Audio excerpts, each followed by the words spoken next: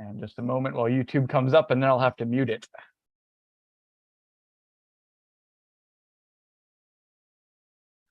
All right. Welcome, everyone. We are live streaming on YouTube with e-NABLE's monthly education meetup.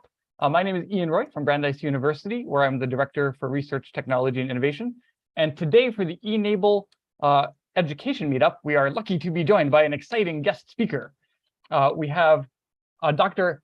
Saiph Savage, an assistant professor and the director of the Civic AI Lab at the Corey College of Computer Science at Northeastern University. Her research focuses on creating intelligent civic technology to organize collective action for change, which includes battling misinformation and empowering gig and rural workers to access better jobs. Before joining Northeastern in 2021, Dr. Savage was a tech worker at Intel Labs and Microsoft Bing, and a crowd researcher at Stanford. She has taught or directed at West Virginia University, Carnegie Mellon University, and the University of Washington, focusing on human-computer interaction or human-centered design each time. She is a recipient of grants from both the UN and the NSF, and the Google Anita Borg Scholarship, and MIT Technology Review's 35 Innovators Under 35 honor. She is a fellow at the Center for Democracy and Technology, a technical advisor for Mexico's Ministry of Foreign Affairs, and a member of ACM SIG-CHI's Latin American Committee. Today, we will hear from Dr. Savage as she discusses interview studies they have been doing with makers, recipients, and clinicians to understand how they collaborate together to produce 3D printed assistive devices and provide follow-up. Dr. Savage will share findings, especially what works, what fails, and share insights for new tools that their lab is designing. All of us today will also have the opportunity to join into their lab at Northeastern University and the Universidad Nacional Autónoma de Mexico to participate in related research if this space interests you. Thank you so much for joining us today, Dr. Savage. Thank you very much, and thank you also for the great introduction. It's a big honor to be here. Thank you everyone who is joining us from different parts of the world. So my talk is actually going to be a little bit brief. Some of the things that I want to discuss are the type of research that we're doing in my lab, and also how you can join. For instance, maybe you're a student working in Latin America, or you're a student in the US or in Europe. Wherever you may be, it's possible for you to join in on the fun and collaborate with us to conduct research. So my lab has been interested in analyzing what are the different ways that people are coming together to produce collective action for different endeavors that they might have. And then we're using that knowledge to design tools that can support them. So part of this research focused on understanding how different stakeholders, this is makers, recipients, clinicians, people who are in government, people who are in industry, people who are working maybe just with public hospitals, with private hospitals. How are they all coming together to build 3D printed devices, give them to recipients, provide follow-up to recipients so that recipients might be able to further use those devices. And once we have that understanding about how these different stakeholders are collaborating, we're then designing tools. So my research lab, given that we're in a computer science college, we focus a lot on using human-centered design, where we understand how people are working, but then ultimately we focus on tool building. So on one hand, we focused on conducting interviews with people from across the globe. Particularly, we studied 11 countries. And within these 11 countries, we asked people about how exactly are they coming together? Who do they work with to build and design these 3D printed assistive devices? And it was very interesting because we were one of the first studies to start to reach out to networks outside the US and Canada. We were able to reach out to people who are in India and Latin America. And this also was interesting because it showed us new types of dynamics that exist in these regions. For example, within Latin America and India, it was actually very important to cover the cost of participation. So for instance, whereas in the US, we might say, hey, you know what, this the activity of 3D printing and building these assistive devices, it's going to be a volunteer activity that we all do. In Latin America and India, it was actually important to cover some of the cost of also the recipients who were participating. Why were they doing that? Because a lot of their end users and a lot of their participants, designers, clinicians, came from underserved backgrounds. And so this meant that they couldn't afford to participate in the activity if they didn't receive some type of remuneration. And so I think that it's important to consider those types of dynamics when we're designing how we're going to get these different peoples to collaborate. It doesn't have to be just one same approach, but rather understanding the different types of motivations that people can have. And now, once we have that understanding, we can design tools to better support different actors with their different types of motivations that they might have. And I think that it's important to also consider some of the key takeaways that we got from that study was that some groups were able to establish long-term collaborations with different stakeholders by having formal agreements. And these formal agreements could also involve having monetary or some type of compensation. Now, why were those monetary and formal agreements important? Because they were tailored so that each stakeholder knew exactly why they were going into the collaboration and made them have a stronger commitment. And I think that this is something important to consider, especially when you think about that many times we want to make the activity fun, the activity of building and designing fun. But the problem with that is also that it can be hard to make it sustainable, and you do need formality, especially when you're giving follow-up. I also think that there is value in identifying ways in which you can get different actors who have different specialized knowledge to contribute and participate in the activity. And so these are some of the main findings that we have, and now some of the next activities that we're doing is that we are designing tools. And thank you very much. By the way, Ben has been really amazing in helping us to connect with different actors, helping us to be able to conduct all of these interviews. Thank you all very much to the e-NABLE community who participated in this. And this is the e-NABLE community across the globe. And we actually also had participation from actors who were not in e-NABLE, but were in private companies. And it was also important to understand their own motivations.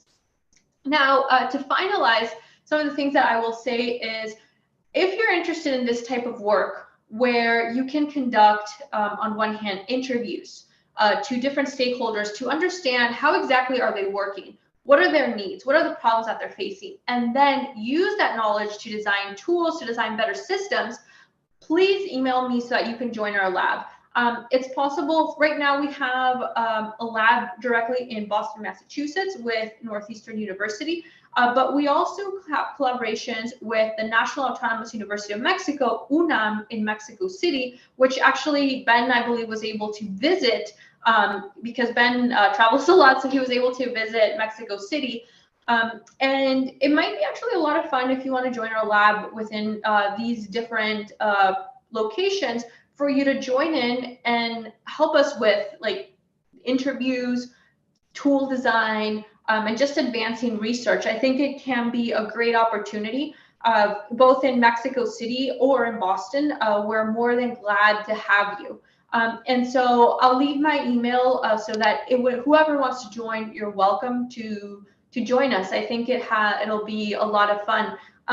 And as Ben mentioned, UNAM has a really incredible campus, which it was actually recognized by UNESCO as one of the humanities heritage, because some of the things that they did was that they connected with the pre-Hispanic cultures. And so the campus is very interesting because you have a lot of richness connected to the Aztecs, and everything is built just to be very culturally aware of Mexico. And so it might be a very interesting experience for you. But we're open both in Boston and in Mexico City. So if you are interested in conducting research, please email us. We'll be honored to have you.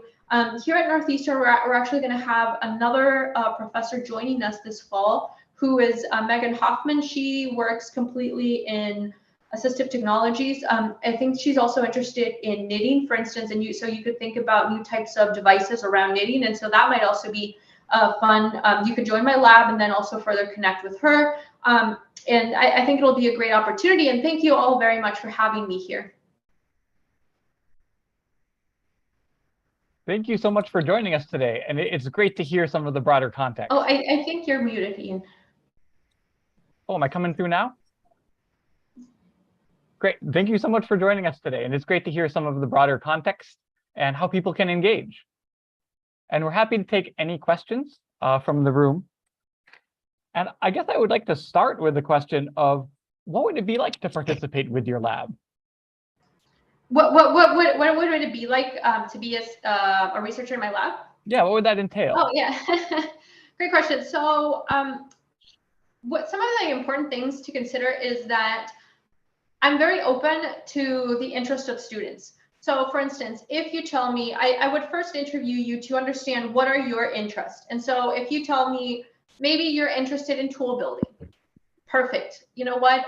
We'll define together a project where you can use the skills that you have, and you can also maybe explore new types of skills that you are interested in. And so I always aim to tailor the internship opportunities based on people's interest, and also so that you have real world impact, so that you know that the tools that you're building will be able to connect and be useful for the community. And so you would be spending time in the lab, understanding the different needs of people, but then executing and using the skill that you like, while also being able to pick up new skills. And we always aim to help you to connect with relevant stakeholders. So you would always be on top. For instance, right now, some of my students are at a feminist AI workshop because they were very interested in learning about feminist theory and how they can apply it to the design of intelligent systems that they're building. Another one of my students right now is at a civic tech hackathon that's happening in Boston. And so I'm very open to the interest of my students, but always aiming to help them be strategic in the type of work that they do so that they build their career. So that a little bit of that would be your day-to-day life. And I think also it's a great opportunity for you to be able to consider that you can be in different locations. You could be in Boston for a while, but then you could also be within Latin America at UNAM, and really get to experience what does life in Latin America mean, which is also different than in the US, as Ben can also share. Ben was living in Latin America for a while, and I think it was really fantastic how much experience Ben has living in different regions. Wonderful, thank you. That's a very complete answer, and sounds like an exciting opportunity. And it looks like we have a question from Kevin. Yes. So nice to meet you, Dr. Savage, and thank you very much for your presentation. I'm a medical doctor actually from Belgium, and actually I'm doing a PhD on 3D printed prosthetics for children. And oh, nice. Yeah, and actually it's also Ben who invited me to join tonight, and I feel like we can connect in some ways because part of my research at the moment is that we are developing an international online survey to actually being able to reach out to users as well as makers and to actually get back their feedbacks, both from the usage, but also from the making and manufacturing process.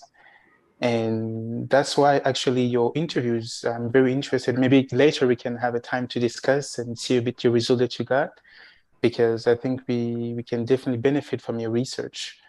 So yes, and actually maybe some of the things that I can do is, originally, we had actually created an international survey. When we started doing this work, we created an international surveys for clinicians, for recipients, and for makers to complete. I can share that with you. Some of the things that we found actually was that, for instance, for some people, it was actually harder to complete the survey. So one of the things that we did was that we switched to interview questions. For instance, for a lot of recipients, the survey was very tedious for them. And so we had actually a hard time getting them to respond. And so what we started doing was that we turned our survey questions into interview questions. And that just made the process a lot easier. But I could share with you, I can share with you I believe I still have the survey. It was a very long survey where we were asking a lot of questions about the different designs that people had, understanding the different follow-up, etc. And then we created the interview questions. If you email me, I can gladly email you this material in case it's useful for you. Also in the appendix of our paper, we shared those interview questions so that, because you could easily build from them as well for your own survey that you're doing. And is it possible to have the link to your paper so that we could also? Yes, I'll share it in the chat. I believe it's in my website. It's finally published. It was actually very hard to publish it because when you're doing real world community research, it does take significant time, but I would say it's definitely worth it. I posted it in the chat, but for others that want to access it, it's directly on my website. No, I'll take a look at it. Thank you.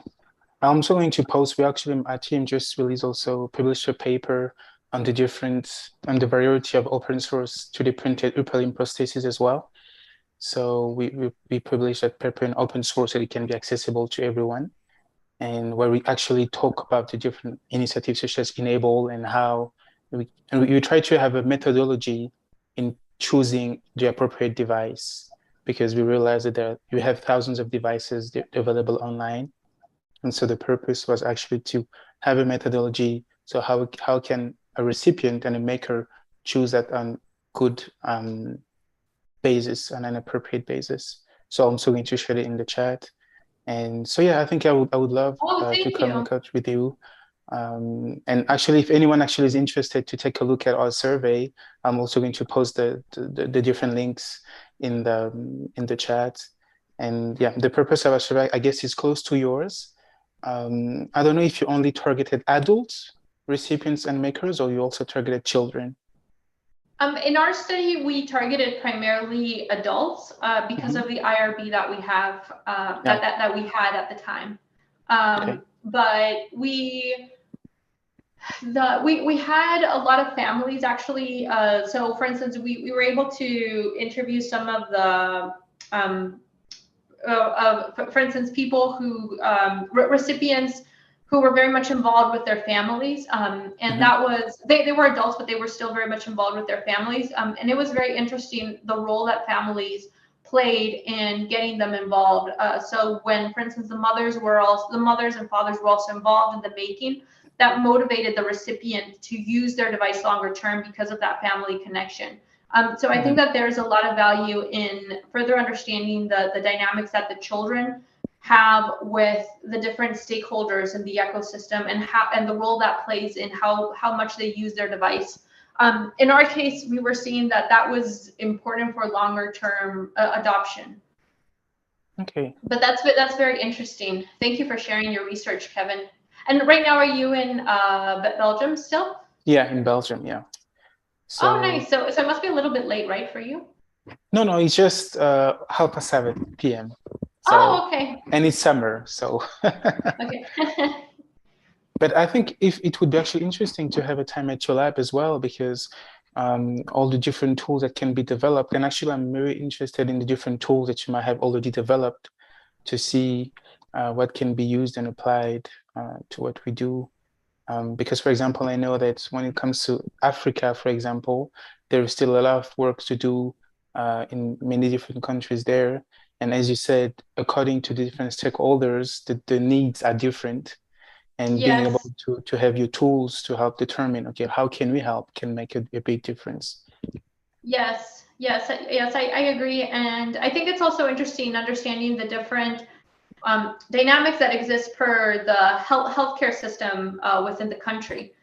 For instance, in the US, there are a lot of limitations with how the different actors can interact precisely because of several legal frameworks that exist in the country.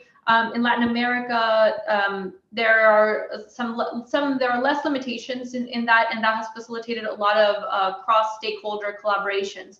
And so I think that's actually very interesting. Also, for instance, when you're thinking about Africa, I assume that the weather is also very different, for instance, than in Europe, et cetera. And so that's also interesting to think about the type of materials. How do you fix devices with when maybe because of the heat they might get certain deformations, et cetera. And so I think further understanding those types of dynamics is also going to be very interesting. Yeah, thank you. Thank you for sharing your papers. Oh, pleasure. I mean, we're open to all potential comments and feedback, so we're really open to it. And I had a last question. Did you know what was really difficult for the recipients to answer the survey manually? What were the main obstacles? I think they just wouldn't do it. I think for some of them, even just maybe being on the computer was difficult. We would send them the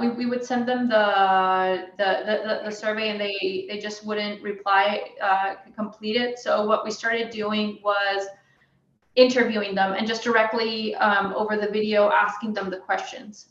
I'm not completely sure what was the barrier, but I think it's in part that maybe some of them are not necessarily using, or maybe they're using computers in a different way. But with a lot of them, we received a lot of resistance for completing those the survey. It was just easier to sit down with them and directly ask them the questions and tape it. Okay. I don't know if you have had similar, if in your surveys you've experienced a similar thing. Actually, we are about to release it. We are in the process to actually finishing the survey. So that's why it's good to have your feedback on that point as well. Oh, excellent. Yeah, I would love to hear how how you do. We did have a lot of we did have a lot of issues, and so if you suddenly see that you're getting some resistance, that would be the recommendation that I would give, to see if you can do interviews instead, which is kind of counterintuitive because the interviews are longer, right? Like you have to sit down with the person, you have to find the time, and so you wouldn't expect people you would expect people to more easily complete a survey than interviews. But in this case, we found that it was easier to get people to do the interviews. Especially the recipient. And was it easy to gather their personal information, to contact them, to plan the interviews? So here we worked with, so we did snowball sampling. Some of the things that we did was, one of our co-authors, she was in charge of actually creating these follow-up surveys. And so she had a list of a number of recipients who were very much interested in sharing their experiences. And so we went with, and this was a network from e-NABLE. She has been working with e-NABLE for several years. Her name is Professor Jennifer Mankoff. And so she had an initial list of recipients. They were primarily US based. And then what we did was we also connected with clinicians in Mexico. They were able to connect us with a number of recipients in the country. And so that was very helpful for broadening our, getting a larger number. I think that I would recommend doing snowball sampling. Clinicians were very open in helping us to further connect with the recipients. And yeah, that was similar in India as well, that the clinicians were actually the ones that helped us to connect with the recipients. And which type of assistive device did you study specifically? So, sorry? Which type of assistive devices did you study specifically? Oh, can you repeat that question? Sorry. Which type of 3D printed devices, assistive devices, did you study? Oh, they actually had different types. But okay. all of them were upper limb assistive devices. Right. Yeah. In our initial survey, we did ask those. We did ask those questions about what type of device. In our interviews, we didn't play with that much. But if you email me, I can share with you some of the interview questions that we had and also some of these surveys. Thank you very much. Yeah, no, thank you. It looks like we have another question from Adam. Hey, team. How's it going? Well, hi, Dr. Savage, Kevin. Very nice to make both of your acquaintances. My name is Dr. Adam Jennings. I have a clinical doctorate in physical therapy and rehabilitation, and have spent the bulk of my clinical career working with lower extremity amputees, as well as individuals with TBI and spinal cord injury. I just wanted to meet both of you as you were speaking. This is just so exciting. I've recently joined on with an e-NABLE with an emphasis in trying to expand the reach and impact of our outreach efforts. And knowing what you all are working on is just so germane. And Dr. Savage, what you're speaking to, and the regional differences and the importance of working with folks on the ground and clinicians on the ground has mirrored my experience to date in attempting to make some headway in a couple of other regions as well. I just wanted to put this out there. Most of my clinical expertise comes in working with lower extremity amputees. However, in gait training and prosthetic use and all that fun stuff. But I did complete my capstone back in grad school, almost a decade ago, on pediatric upper extremity prosthesis compliance and day-to-day use and the factors that influence that. Would love to make myself available also, Dr. Savage, to any of your efforts in terms of exploring other possible functional applications, given what I've seen in the clinic. Yeah, really don't have a whole lot to add. Just wanted to note that I'm very excited to see both of you and learn more about what you're doing. This is amazing. Oh, thank you so much, Adam. It's also great to meet you. And that sounds actually very interesting about working with the lower limb devices. From our team, we did connect with actually the Paralympics team in Mexico, who were very much interested in assistive devices for their athletes. My brother actually he was developing devices for more Olympic people with disabilities.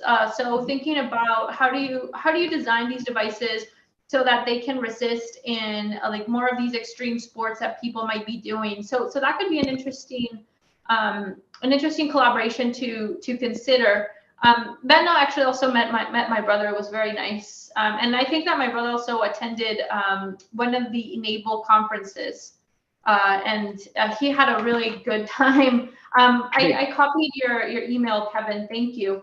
Yeah, I hope that we can be in touch. Adam, I think that there could be several different collaborations, and I think that it could also depend on if you're interested in working within the US, Latin America. I think that there's also a lot of opportunities, and I think also that we complement with our expertise because I'm primarily a computer scientist, and so and I'm very much not that. So that's so that's wonderful. Perfect. Well, I'm sorry I cut you off though. No, but yeah, it sounds very excited. I'm very interested in hoping to unite forces in the future. Very exciting. Oh, sorry. Go ahead. And I just wanted to add, actually, I didn't specify it, but the purpose of my PhD, because it goes in the sense of Adam, is to develop an upper limb 2D prosthesis for children, but that evolve with the stump growth at the same time. Because what happens in some places, especially for those who depend on a third maker, if the person is not around, then the child overgrow his prosthesis. And so the purpose is to develop a mechanism that will allow to a certain level to increase the size while maintaining the physical properties of the prosthesis. Exactly, without putting it at risk for failure or, losing the parts that are required to extend. Oh, that's really interesting. I'd love to talk to you about that. And so we are definitely open, especially with the expertise that you have on your side, Dr. Savage, with your brother. So yeah, we're definitely open to everything. Wow. Really cool to hear these connections really interesting, happening. Kevin, and I love the direction that you gave it for the device to become adaptive to the growth of the child. Yeah. Ben also shared a little bit of the chapter in Mexico that we had, where we were working with universities, government, and industry actors. Oh, thanks. I'll take a look at it as well. Oh, and that reminds me, I dropped a link. I don't know if this is relevant at all to what you do, or if this is so rude. I mean, forgive me, I'm coming from the clinical end, which is the heavily watered down side of the kind of research that y'all are doing. But here, where I am in the Midwest, United States, I've used the PEQ, the prosthesis evaluation questionnaire, pretty heavily. And my experience, Dr. Savage, is very similar to what you described with the low response rate. It's a 50-page packet. So usually what I would do would be to pick and choose some information from it to really find those key components that seem relevant to what I was working on with the patients. But I'm not sure whether any of that even touches on the level of what you've been doing, because gosh, that questionnaire has got to be at least 15, 20 years old. We actually built on a lot of we built on a lot of prior work for the questions that we considered. So it could actually be that we did build that we were using some of those questions. If you guys email me, I can share our initial survey, but it was actually very hard to get responses.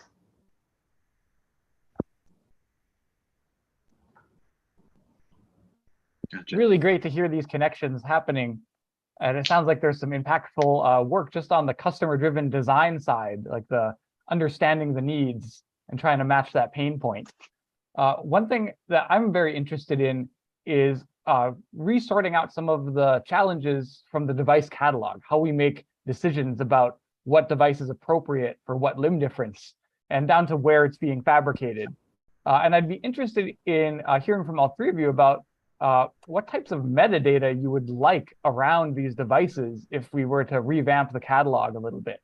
Like, what information is the most meaningful in selection?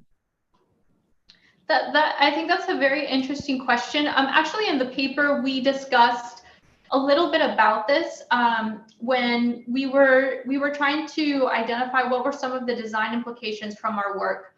I think that it is important.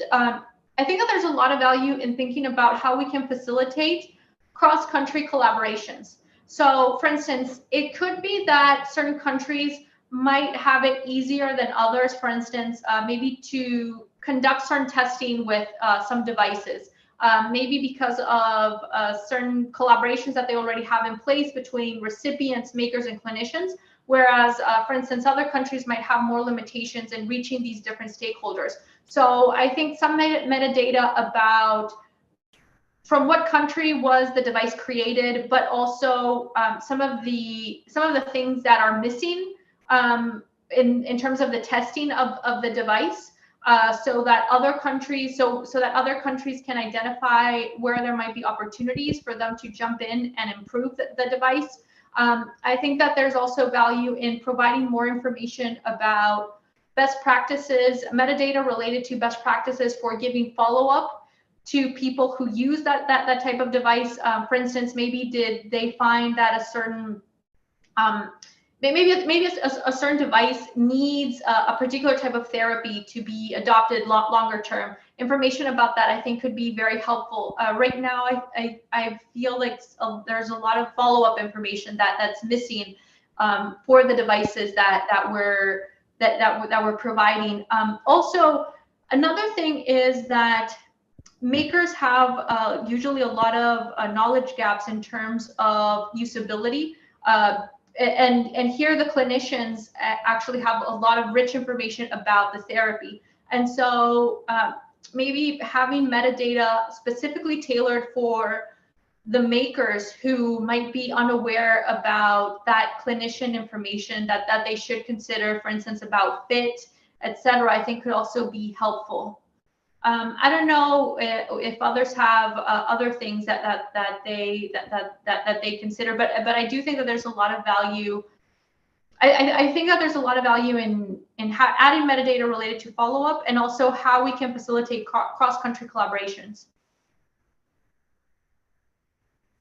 Thank you. That's super insightful, and definitely something that I need to understand more about. We have a question from Ben. A question for Ian, Eric, and Saiph, perhaps Kevin too. We're all working with students, and many of us have potential opportunities available for this fall. What advice do you have for students around the world just getting started with e-NABLE? And how can your specific teams or students collaborate and inspire each other's efforts?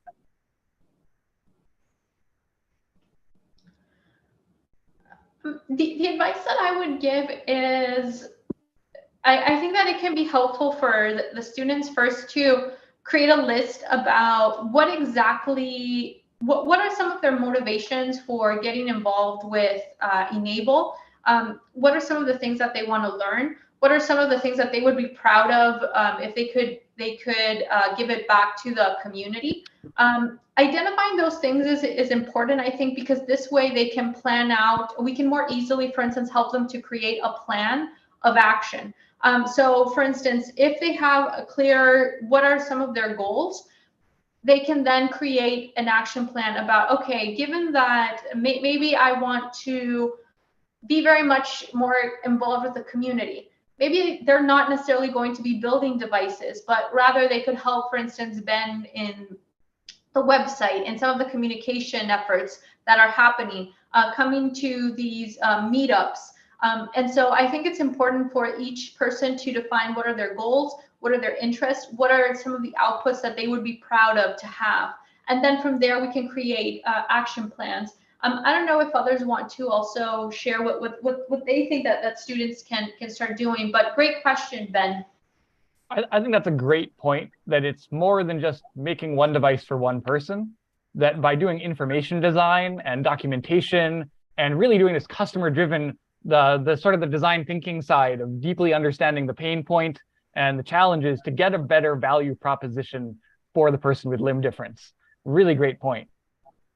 One thing, I'm right down the road from you, and it would be great to visit both sites and see what we can collaborate on. One thing that we do a lot of is the fabrication side. We have a large amount of fabrication equipment and software and knowledge and expertise, and we could definitely help chapters elsewhere in the world with their fabrication. One thing we did a lot of during the pandemic was part of the Get Us PPE, the National of Makerspace people, was how do we optimize printing to be better and higher quality and use different materials and maintenance printers. So definitely happy to help on the tech support side of things.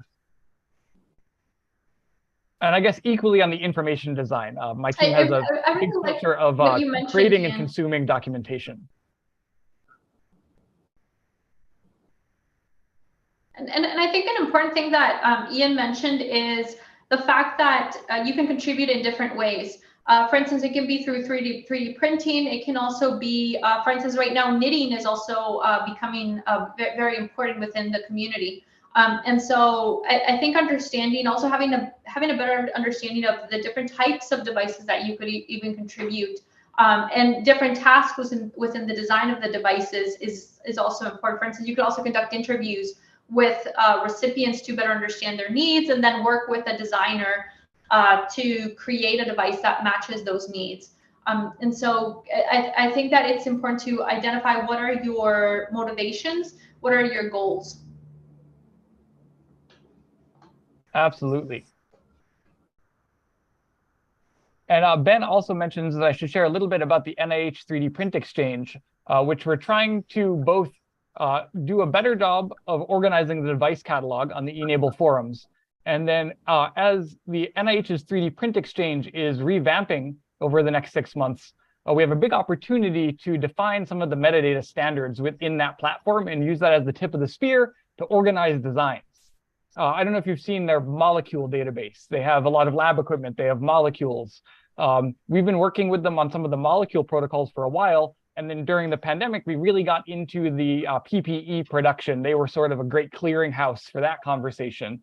And it made me think there's a huge opportunity here to reorganize, not reinvent any of the documentation that exists elsewhere, but to aggregate it in the NIH's space and then use that as sort of a clearinghouse for best practices.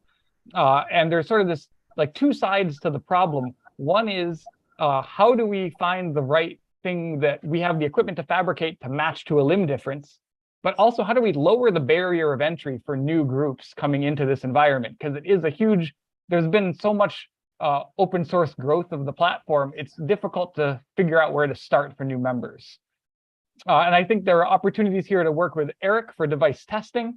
I can help with some documentation. It sounds like both Kevin and Dr.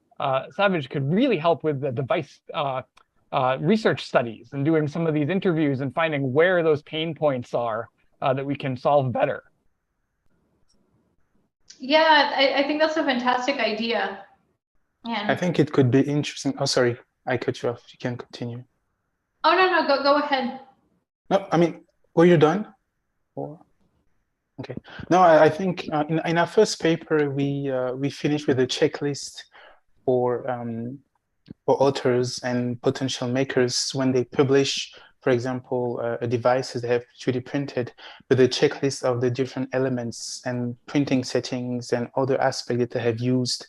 And I think being able to have also a checklist for makers about questions to ask themselves or ask to the recipients can be also interesting, because when we gather all of our data, we come back always to the same point, which are the needs of the recipient.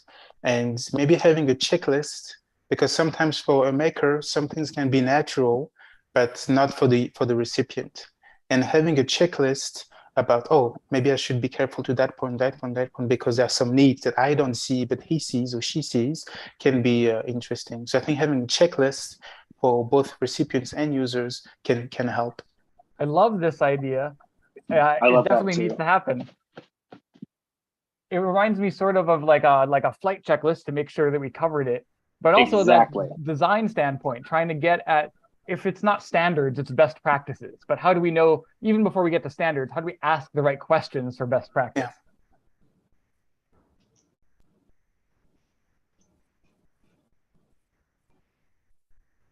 And I see we have some links to the NIH 3D Print Exchange coming up in the chat. Yeah, I shared a paper that studied actually that online resource and how also people were contributing to it. And Ben directly shared the link, which I think is also very useful to have. Thank you, Eric, for sharing that.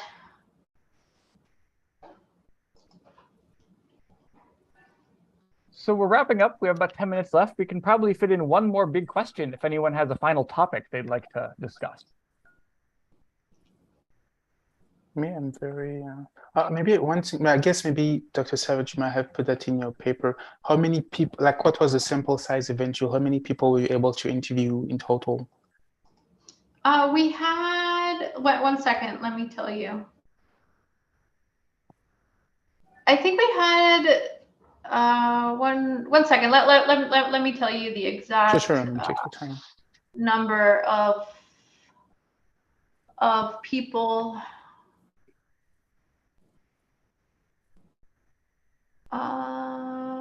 We interviewed people from 7 countries, and we had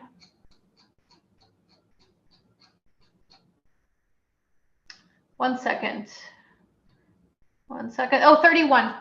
31. All right. Thank you very much. 31. And we had 16 recipients, 9 makers, and 6 clinicians. Thank you. So what actually helped us to connect with a larger number of recipients were the clinicians.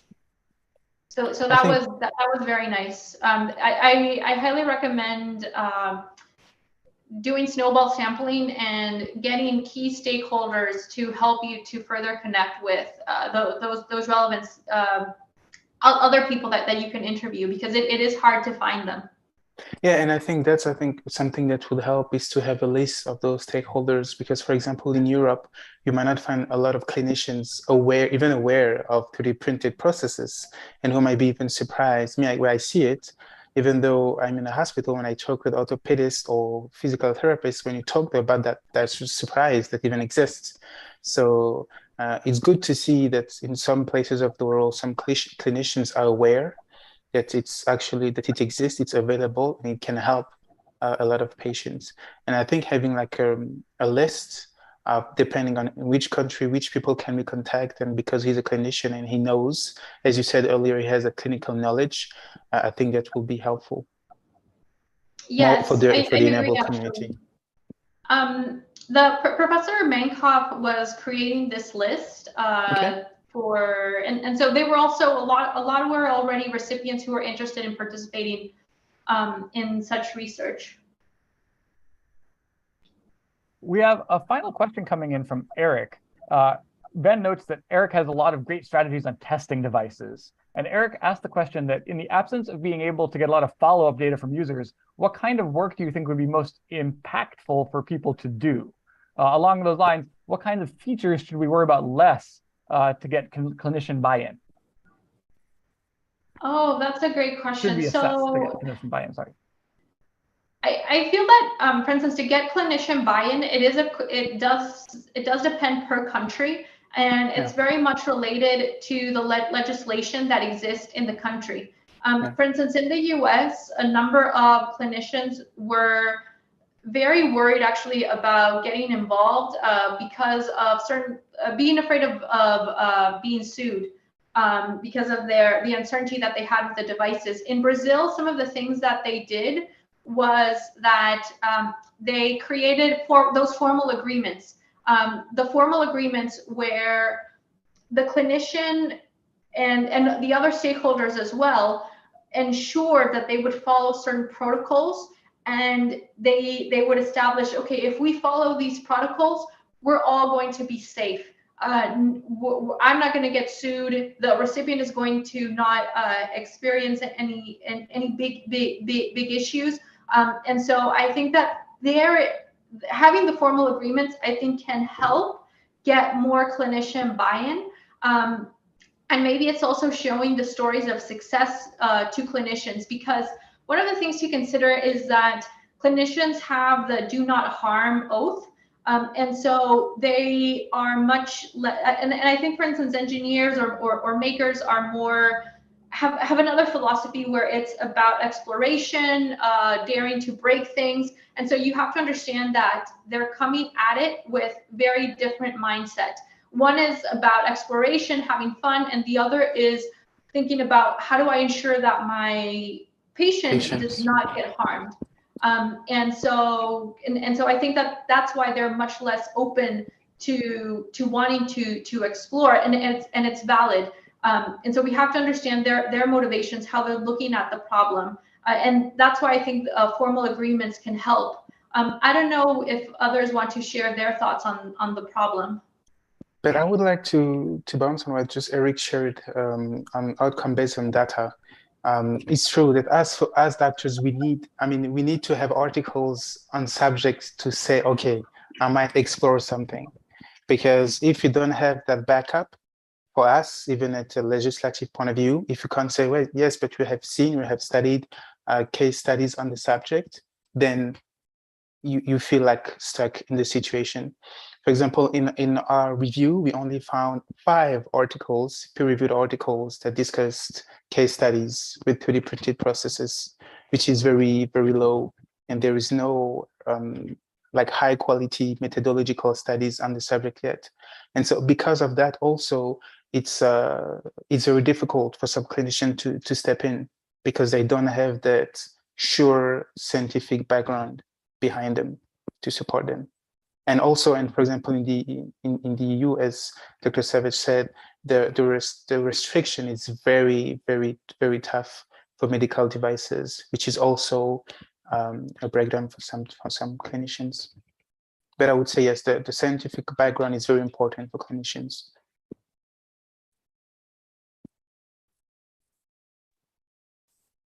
Well, we're coming up to the top of the hour. This was a fascinating conversation. Thank you so much, Dr. Savage, for joining us today from Northeastern. And really appreciate all the contributions, Dr. Windu. And hopefully you'll be back for future meetings. Sure. And great to see Dr. Jennings and Dr. Bubar. Great to see both of you here today too. I hope we can continue to collaborate in the future. And Ben, we would be nowhere without you organizing all of us together. So appreciate all your efforts, Ben. Thank you so much for the invitation. It was a true honor to be here and great to meet you all. Yeah, it was a pleasure to meet you all too. Thank you very much for the invitation as well. It was really Thank nice. you all. This group will be back in about a month. We'll list our next meeting. And in the meantime, there are other exciting e-NABLE groups that will be doing meetups. The Bionic Design Group just met last week, so they're about 3 weeks out from their next one. We have chapter leaders coming up next week, followed by new member meetup. So look forward in the e-NABLE forums to our next meetings. And thank you everyone today for the fantastic, fascinating conversation.